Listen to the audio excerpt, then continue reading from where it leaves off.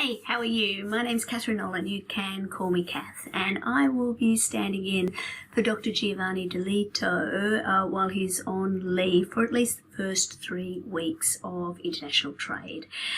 So I just wanted to show you my face, let you get a sense of who I am and what I'll be doing with you in the first 3 or so weeks of this subject, and make sure that you're really well prepared for our first class on the 22nd of July. So as I said before, my name's Catherine Nolan. I am not really an academic. I call myself a pracademic. I have 30 years experience as a commercial lawyer where I have been involved in a range of different types of deals. I'm really a deal maker rather than a litigator.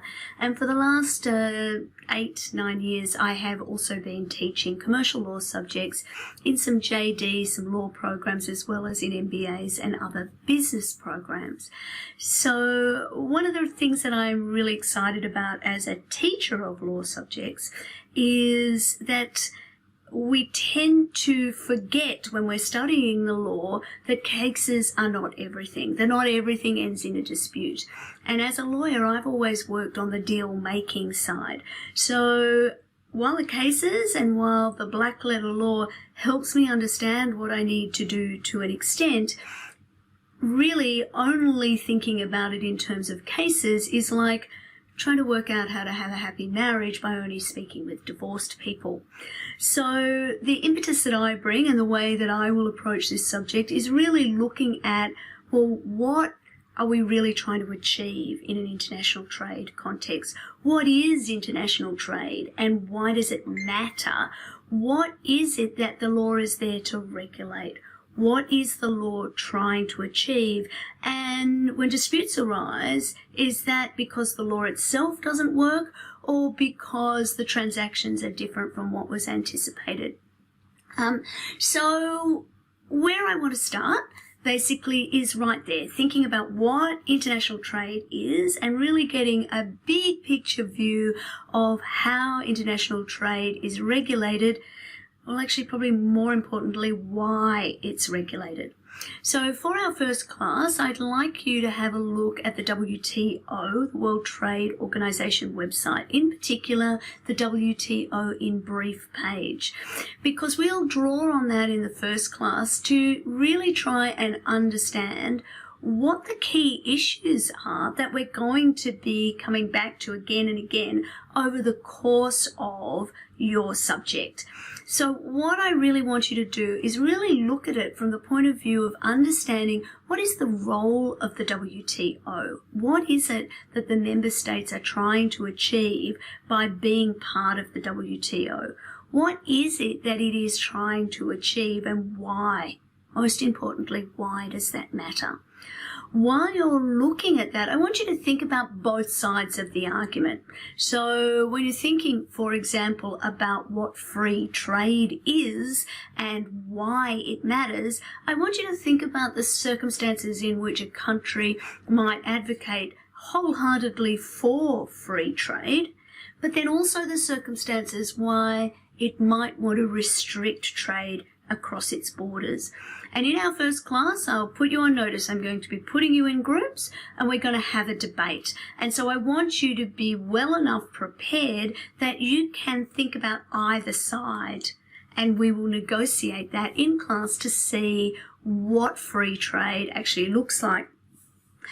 I also want to make sure that you focus particularly on what a most favored nation clause or arrangement is. You will find a reference to MFN, or most favored nation provisions, and on that website, and I want you to really think about why would a country enter into an MFN or a most favored nation agreement, and what does that mean?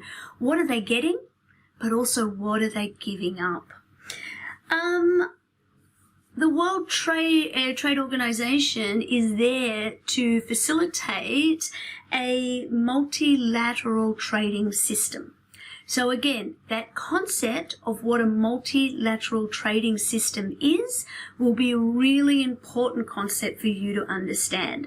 So I want you to do some research, use the website, that might be enough, but you might find that you need to go a little bit deeper to really make sure that if I ask you, hey, what is a multilateral trading system, that you can answer, ideally with an example.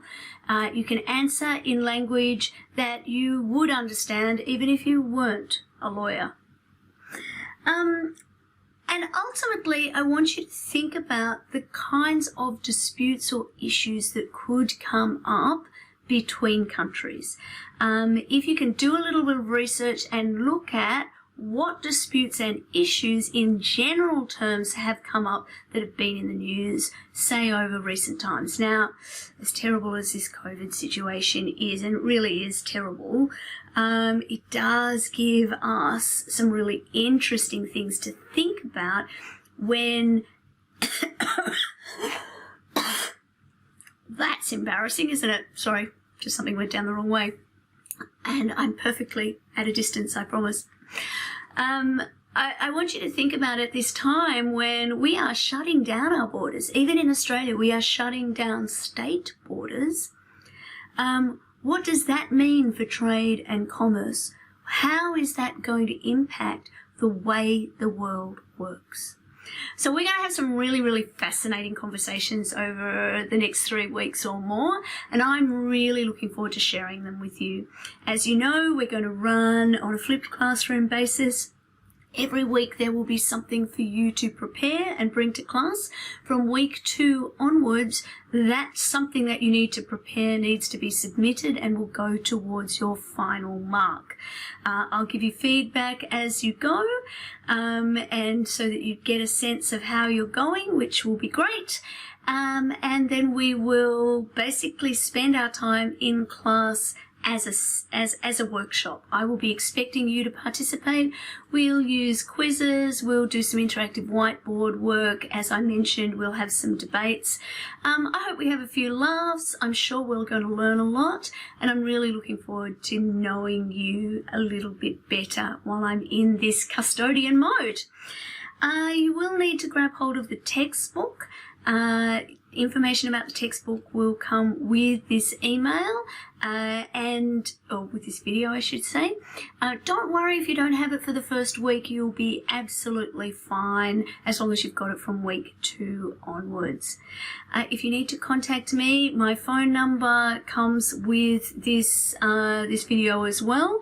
I'm still being onboarded, so at the moment I'm not in the Moodle shell and I don't have a Monash email, but you are very welcome to call, text or WhatsApp me from the very beginning.